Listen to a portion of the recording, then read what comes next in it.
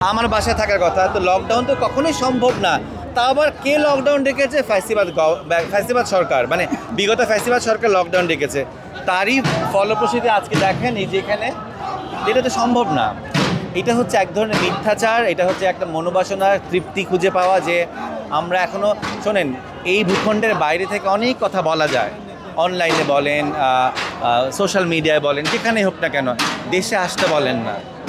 আমরা অপেক্ষায় আছি, দেশে আসতে বলেন, লকডাউন বলেন, যত ধরনের কর্মসূচি বলেন, দেন না, এসে দেন। ওই দূরে দিল্লিতে বসে, মোদির কোলে বসে কত রকমের গুণগান গাচ্ছেন, কত রকমের রবীন্দ্রসঙ্গীত শোনাচ্ছেন। আমরা এই ধরনের সঙ্গীত শুনতে শুনতে টায়ার্ড। সামনে আসেন, আমরা লাইভ সঙ্গীত শুনতে চাই। হবে না, হবে না, কেন হবে না আমি বলি। কেন ওরা আসলে কখনোই সরি ফিল করবে না, ওরা ক্ষমা প্রার্থী না, ওরা শুধরাবে না।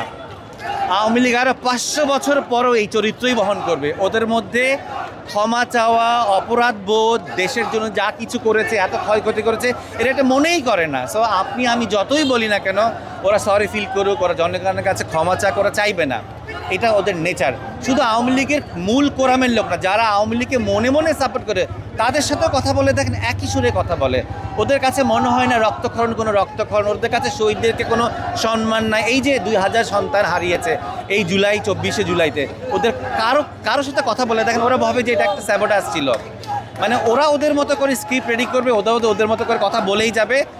আরও 500 বছর পরে ওরা এটাকে রেকগনাইজেশন করবে না, ওরা সরি ফিল করবে না।